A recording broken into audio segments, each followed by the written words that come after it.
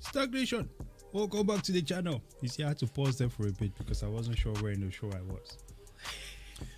Anyway, Binance has temporarily suspended the deposit of stable coins like USDC and USDT.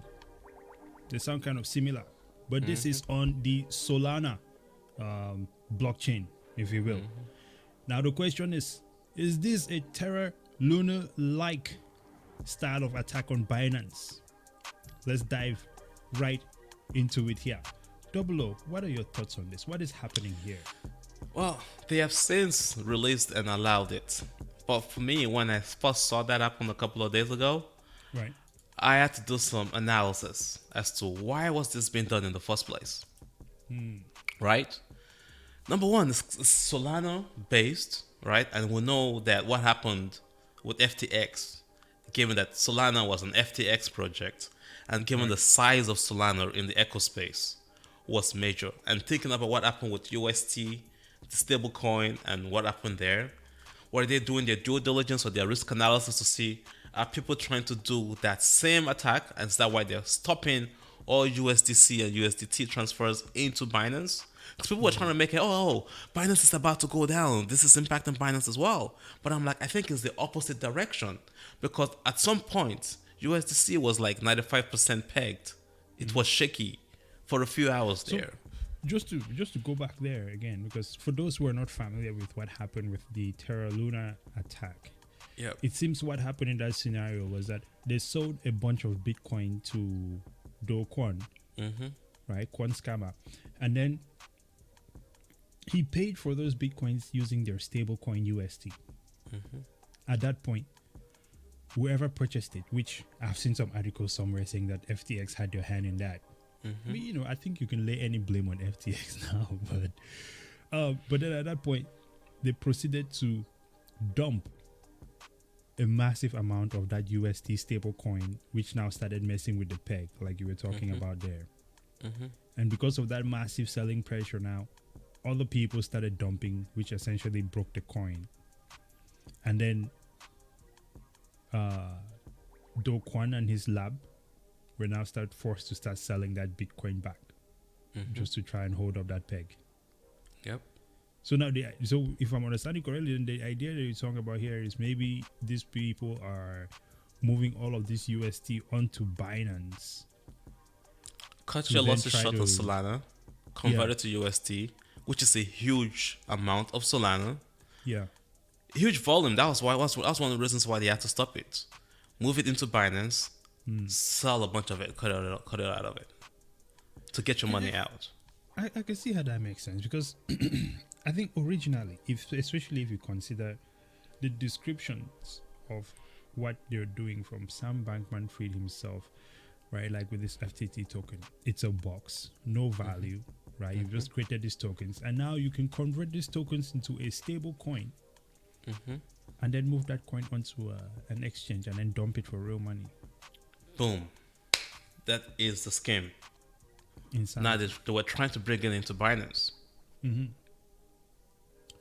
that is... Notice all of this is on the Ethereum blockchain, by the way. This is why I keep saying Ethereum has propagated so much devilish schemes. You know, this actually makes sense now, because you're familiar with Seferdin Amos, the writer of the Bitcoin Standard. You remember he says Ethereum is the mother of all shitcoins.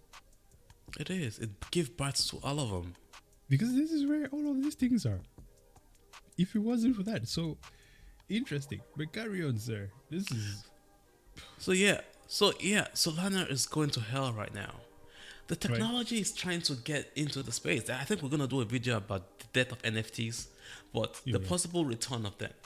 But as they are right now, right, there's the Solana phone. Why is the Solana phone is not different from an Android phone? They call it, they have some decentralized applications within it that allows you to just be a wallet on your phone. You can do that already on your phone. Why do you need a Solana wallet phone?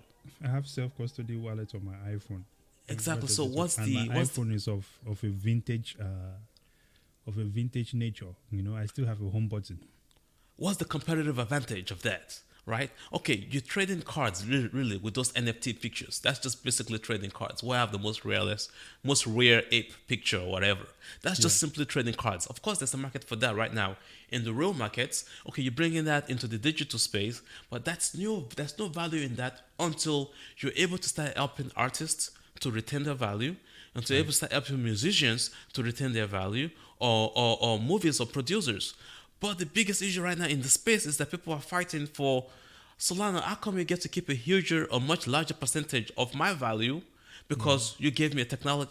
I thought it was decentralized. I was supposed to own my value. So Solana already has that issue right now. And now folks are like, let's go ahead and exit, but they wanted to dump just that same scheme on Binance. And I'm glad Binance cut it. Well, Binance was yet to provide any explanation for the move, which has been mirrored by other exchanges. So other exchanges have also done a similar thing. But you know, apparently it's been now reopened, right? But at the same time, I would remind everyone, man, if you look at the number of times that Solana has been hacked just this year alone, if you're investing in this, it means that you're part of the crew. There is something else that the rest of us do not know, because it seems everybody else is losing, while there are some people that nobody can access that make money on it. I'm losing heavily on my Solana investment right now. I would love to exit, but until I see real solutions, I'm not touching Solana. That's just what I'm saying. I'm not touching any of these things, but I'm just going to keep buying Bitcoin. That's where I'm at. Final thoughts, sir. Hey, as always, we're here for exactly what we just showed you. Please like, subscribe if you enjoyed what you just saw, if you just liked the analysis, or even if you have more questions or concerns. We can dig a little bit further. But yes, we're on YouTube. Of course, you're checking us out on YouTube right now.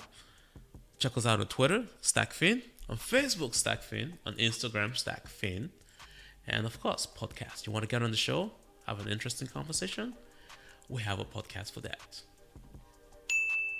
Hit us up. We'll invite you. Until next time, ladies and gentlemen, we appreciate you watching. Really means a lot to us, and we're going to keep pushing. Brazen out.